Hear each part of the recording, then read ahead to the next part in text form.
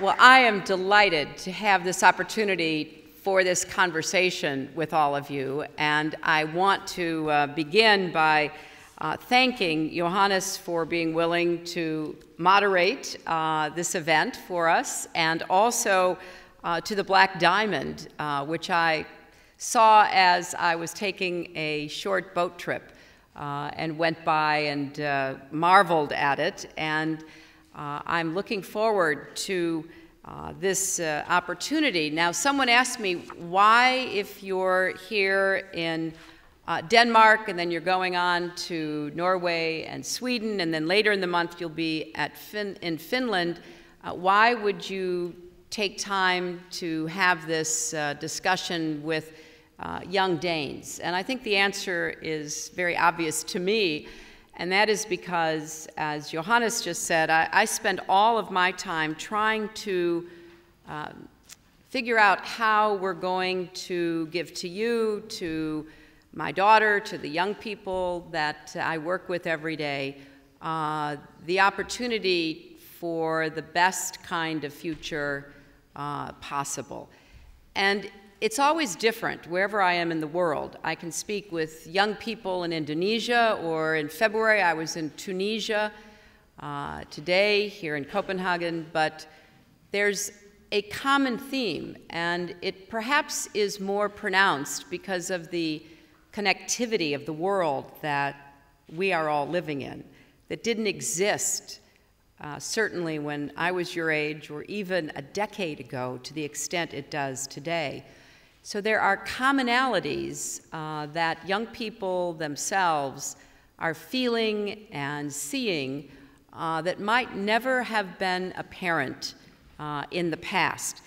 But it's especially important for me as I start here in Denmark and then go on to the north to say thank you, because the governments and people of your country and the other three that I will be visiting have been such extraordinary stalwart advocates for democracy, for economic opportunity, for inclusive growth. You are among the world's most generous people, and I have seen the results of that generosity firsthand. I've also seen the extraordinary skill of the Danish military over the skies in Libya, on the ground in Afghanistan. I watch with great admiration your leadership on climate change and clean energy, and later today I'll have a chance with your Prime Minister to announce a new partnership where the United States and Denmark will try to do even more to promote green technology. But I also have a personal relationship, because in Washington I live across the street from the Danish embassy and ambassador's residence, and I can attest from my daily experience that Danes are terrific neighbors, and that no matter what the season might be, I see the young Danes who work at the embassy riding their bicycles uphill. I've seen it in snowstorms. I've seen it in driving rainstorms. It always makes me embarrassed that I'm not out there with you. So it's truly a sight to behold, but it also is a reminder of the energy that emanates from this important, albeit small country. So what could we think of, and as we move into this conversation, how can we better use technology today to make sure that you and people like you, whether they're in advanced economies in the West, whether they're in rising economies or in emerging ones, have an opportunity to fulfill your own potential? Expectations seem to be rising at a time when opportunities are dwindling. When I met in Tunisia with a group of young people, I was struck by how much they expected now that they were free. And I knew how difficult it would be. And can we get opportunity moving at the same pace as rising expectations. There is, as you probably know, a youth bulge, as it's called by demographers, in the world today. In many developing countries, 60% of the people are under the age of 30. And the obvious question is, where will the jobs come from? In Europe, of course, populations are getting older, not younger, but this dynamic creates its own challenges, particularly for young people, because will you have the kind of safety net that has been available to your parents or not? So whether you live in the developing or the developed world, the question I hear over and over again from young people is, what's my future going to look like? And what role can you, who are in government today, or we, who are on our way into our lives, do to ensure the right answers? I think there are a couple of things. First, we need to recognize that youth empowerment is a concept that has arrived, if there were ever any doubt about it. Years ago, in the 1960s, which I know sounds like ancient history, I can well remember our own efforts to try to change the direction of a war, to change the direction of a society. And today, what I see is that young people need a chance to be more involved in and more empowered to be involved in the decisions that affect them. Secondly, I think we have distinct challenges that have to be addressed as to how we come up with the economic and political pathways that will translate this concept of empowerment into a reality. That does require a level of participation. You know, one of the most distressing meetings that I've had over the last year was with a group of the young revolutionaries who led the revolution in Egypt, who started in Tahrir Square what became an extraordinary historic change. And I sat at a table with about 20 of the leaders, and I asked them, now that you have a chance to make the decisions about what your political system will look like, what do you intend to do to become organized politically? And their answers were, we don't do politics. We do revolutions. And I said, excuse me? You know, maybe I'm showing my age, or maybe I'm of a different era, but I know that if you don't become involved in the political life of your country, all that energy, all those hopes can dissipate. And now, as we look at the outcome of a free and fair election, by all accounts in Egypt, I'm hearing the voices of some of the same people I met with who are saying, how did this happen? You know, what happened to our candidates? What happened to the people who were at the forefront of the revolution? One of our famous American politicians, Mario Cuomo, once said, you campaign in poetry, but you govern in prose. Well, that means to me that if you expect to see the changes that can come to provide that sense of empowerment and participation, there has to be participation politically. And third, we have to look at what works. And here in Denmark, historically, you have made it a priority to expand economic opportunity to people on the sidelines. And you have, according to all of the analysis, the least income inequality in the world. That is quite astonishing as I watch my own country grow in income inequality. And it is an important goal that all of us should be moving toward to prevent inequality from distorting society, from distorting politics. And Denmark is not immune from the changes in the world economy, but you have certainly navigated them more successfully than many. And let me just close by saying a few words about the current crisis in Europe. Obviously, it is for Europeans to determine the way forward, whether you are in the EU and/or in the Eurozone. The European project deserves support, in our view. And I know that in hard times, people can be led to hunker down or even build walls, to go back to the old divisions that for so long bedeviled Europe. But the values underlying the European project are still true today. The belief that a country's and a people's strength depends in part on whether your neighbors are strong and prosperous, that the best way for people to get ahead is through partnership with one another, rather than at each other's expense. Whether you are Danish or Italian, Latvian or Spanish, there should be a place for you in the European community.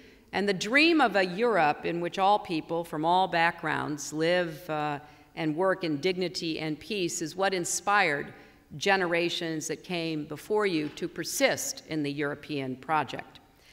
So I know that there are some challenges that we all face.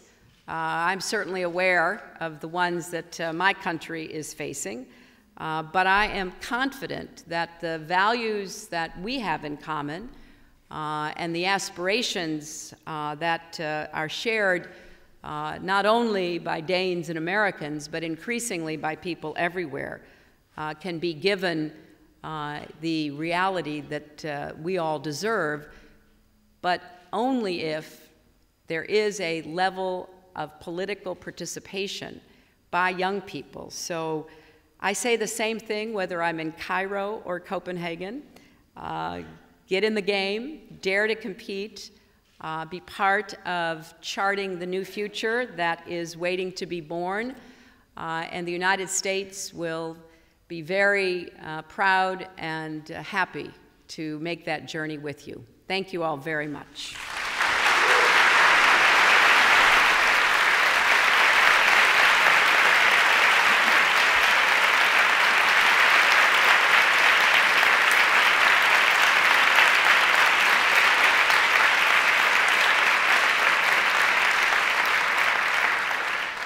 Thank you so much, Madam Secretary, and once again, welcome to Denmark. I hope really that you are enjoying your stay here so far. Are you? I am, and this is my 4th time in Denmark, and I always feel, as I was saying to you in the hallway, that I want to stay longer and see more, so I'm looking forward to coming back as a private citizen, because I've always been here, you know, on an official visit, and that is not quite as free. Now, my husband, who was here about a week ago, who is now, as he likes to say, retired, had the most marvelous time walking the city, going to Tivoli Gardens, going out to dinner, and I must say I was a little jealous. So we've promised each other we'll come back when we're both retired. I hope that you're comfortable in this chair. Actually, I just want to tell you a short story about it. You might recognize it. It's the same chair as John F. Kennedy sat in the memorable TV debate in 1960 when he was debating with Vice President Nixon.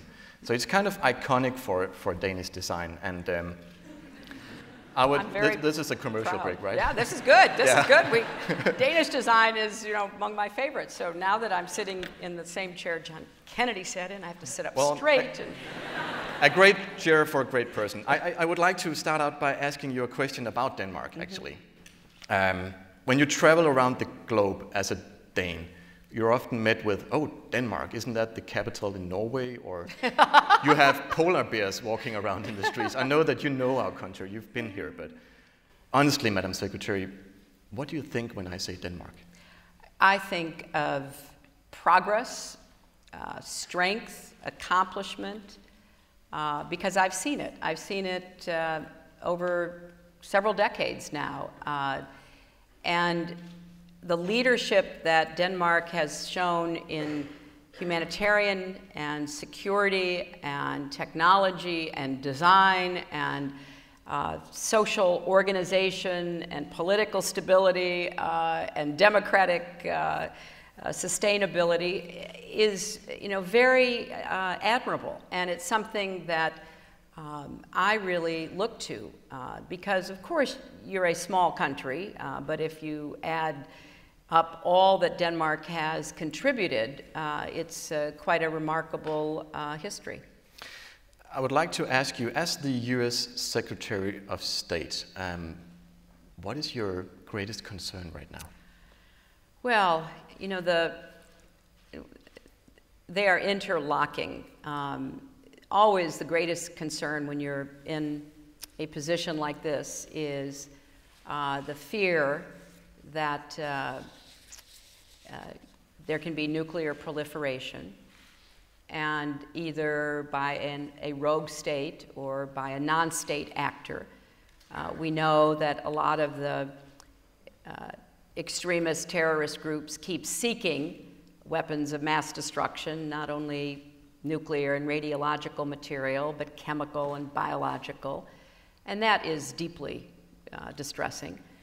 At the same time, we see old-fashioned, conventional military means being used against innocent people, as we just saw horrifically again in Syria. So it's both the new threats that are part of our modern age and the age-old problems of dictatorships and brutality and human rights abuses. And in the world we find ourselves in, because of technology, we now know what's happening everywhere. I don't think we have the capacity to act everywhere, which makes it very challenging, because when you know that people are being murdered in the Eastern Congo or Syria, or having their human rights abused anywhere in the world, there's the natural tendency of wanting to do something. So we have to be as effective as we can against the threats that we see. Before opening up for questions from you guys, I just want to ask you one more question. You mentioned Syria. Yes. Recently we saw some horrific pictures coming out of the city of Hula. More than 100 persons brutally slaughtered. When is the US going to say enough is enough? Now we really have to use military force to stop these killings? Well, one of our great dilemmas is that you know, the action that we took part in Libya, that Denmark was a key partner in, had the United Nations support. So thereby you had the international support. And we do not yet have that. We have very strong opposition from Russia and China, but it's primarily Russia. And that makes it harder to put together an international coalition. I've not by any means given up on it, because I think every day that goes by makes the case stronger. And I talked with Special Envoy Kofi Annan yesterday, actually, on the flight over, because he is you know, working hard to expand his mandate to be able to do more to push the Assad regime. In order to accomplish that, we have to bring the Russians on board, because the dangers we face are terrible. The continuing slaughter of innocent people, both by the military and by militias supported by the government, and then increasingly by the opposition, which is understandably trying to defend itself and kill those who are trying to kill them, which could morph into a civil war in a country that would be riven by sectarian divides, which could then morph into a proxy war in the region. Because remember, you have Iran deeply embedded in Syria. Their military are coaching the Syrian military. Their so-called Quds Force, which is a branch of the military, is helping them set up these militias, these sectarian militias. And you have Russia continuing to supply them arms, and you have Turkey very worried on the border, and you have Jordania, or Jordan and the Jordanian government worried. And so we know it could actually get much worse than it is.